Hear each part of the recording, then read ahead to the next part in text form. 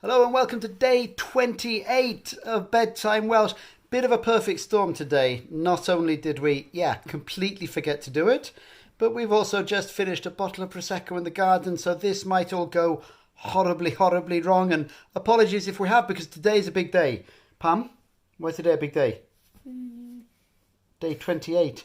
4 weeks. 4 weeks of Bedtime Welsh you've been doing. So that's just a phenomenal effort. And you're about to find out just how brilliant you've become in these monstrous sentences. So let's crack on. Oh, let's give a big hello to Jack, because Jack did really well with day 27. Well done, Jack. Well done, Jack. So let's get on to these monstrous sentences, which I just can't even remember how to say them properly. So, do you want to play something interesting with me now, or do you need to work more?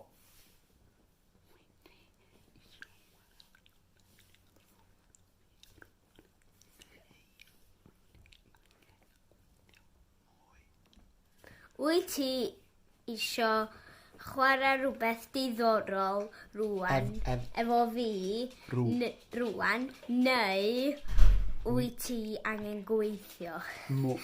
Gweithio. Mwy. Gweithio mwy, da iawn, Beino. That's just even hard for Beino to remember now. Wyt ti isio chwarae rhywbeth diddorol efo fi rŵan, neu wyt ti angen gweithio mwy? And when you can do all that in one go, oh my, well, you're a Welsh speaker, aren't you? So the other gigantic one for you to try and nail today is, I want to speak Welsh with you, but I can't remember what I wanted to say.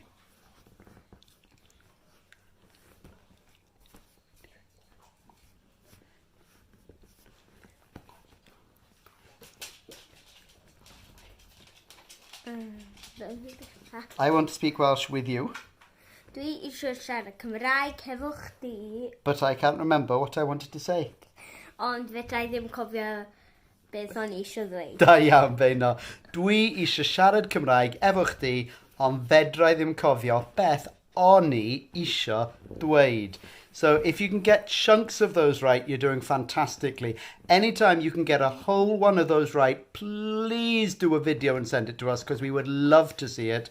And tomorrow, as we begin week 5 of Bedtime Welsh, it'll all feel a little bit easier again, I promise.